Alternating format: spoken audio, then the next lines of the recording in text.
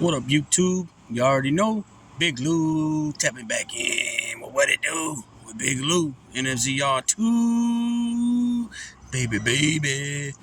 Um, like always, first time you're coming to the channel, be highly appreciated if you sub, like, and share the channel with your family, friends, folks, peoples, gente, comrades, camaradas, associates, buddies, pals, amigos, and panas. And always feel free to comment, and I'll respond back to all the comments. Yeah. Anyhow, I want to go ahead and give a big, huge congrats and shout out to the crime dog himself, born Frederick Stanley McGriff on October 31st, 1963. He's currently 59 years old, known as just Fred McGriff throughout the Major League Baseball. He former professional first baseman, played with 6 Major League Baseball teams from 1986 through 2004, a power hitting first baseman.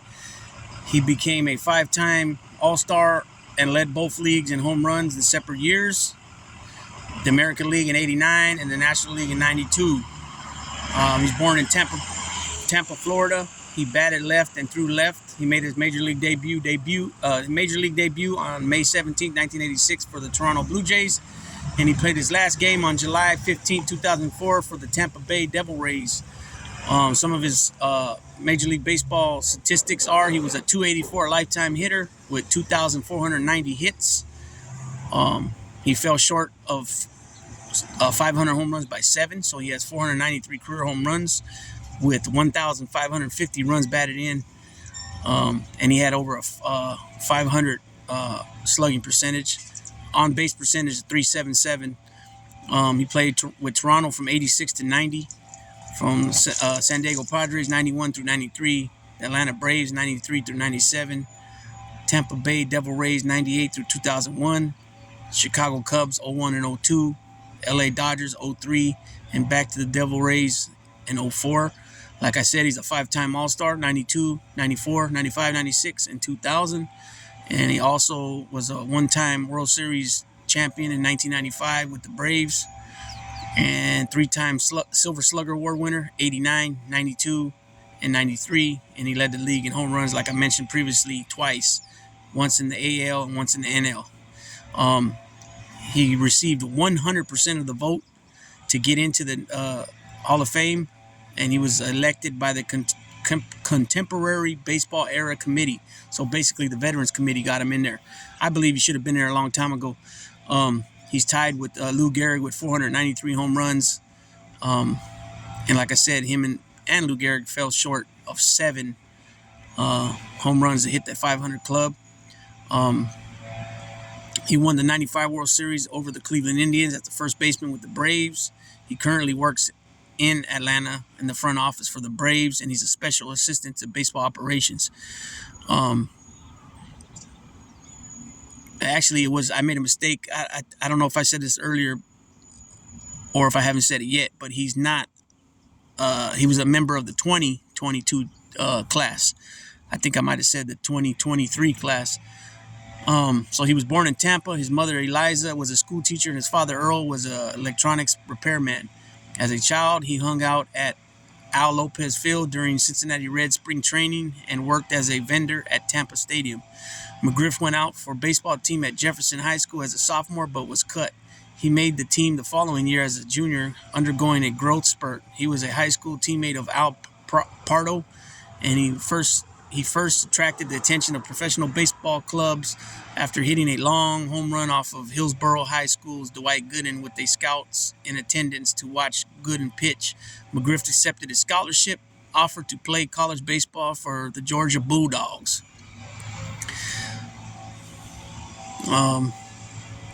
So he was drafted in minor leagues '81 through '85. McGriff signed with the New York Yankees after being selected in the 9th round of the '81 amateur draft. He received a $20,000 signing bonus. In '82, the Yankees dealt McGriff, along with Dave Collins and Mike Morgan, to the Blue Jays for Dale Murray and Tom Dodd.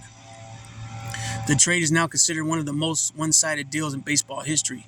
In 2006, Rob Nair wrote that the trade looked particularly lopsided because it was one of the few instances that a player of McGriff's stature was traded before getting to the majors.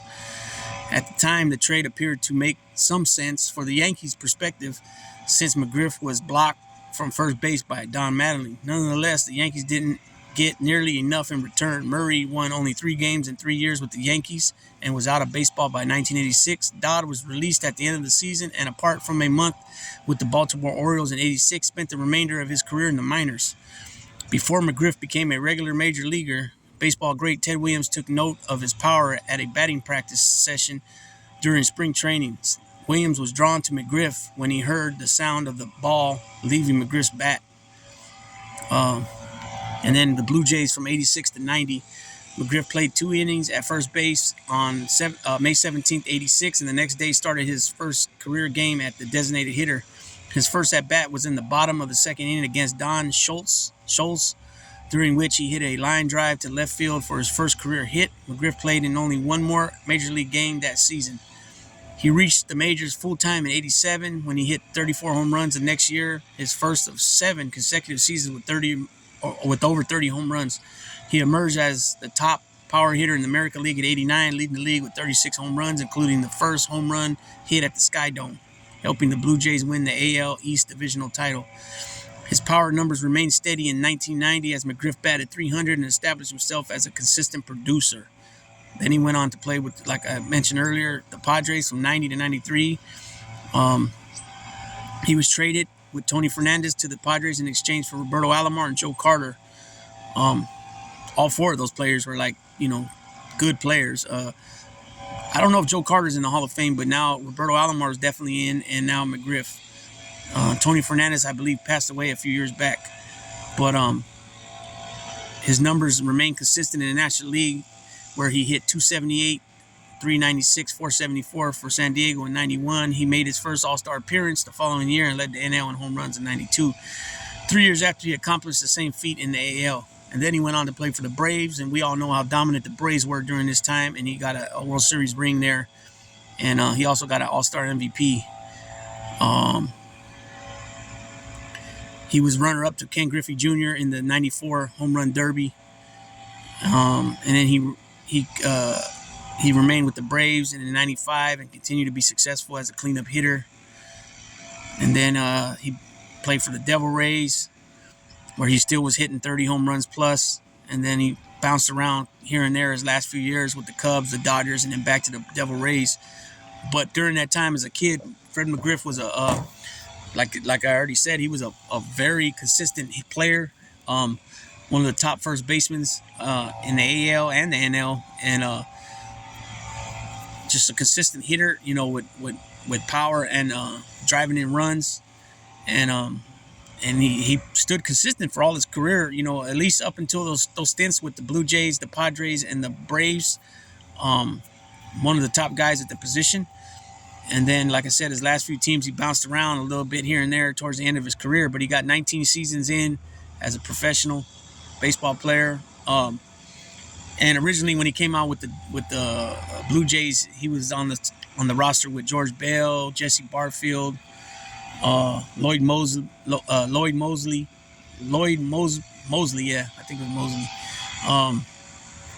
Dave Steeb, you know what I mean? Then he was on the Padres, and then the Braves. And like I said, the Braves, he took Sid Bream's spot at first base with the Braves, and they were a dominant force in the early '90s with Tom Glavine, John Smoltz, Maddox ended up joining them, Steve Avery, Terry Pendleton, Deion Sanders was over there for a while, Brian Jordan. They had a lot of guys over there. So, you know what I mean? So, again, congrats to Fred McGriff completing his career. I think this completes his career now by getting into Cooperstown, into the Major League Baseball Hall of Fame in Cooperstown, New York. And he well-deserved. I believe, like I said, he should have been in there a long time ago. He should have been in there first. He should have been a first ballot Hall of Famer, in my opinion.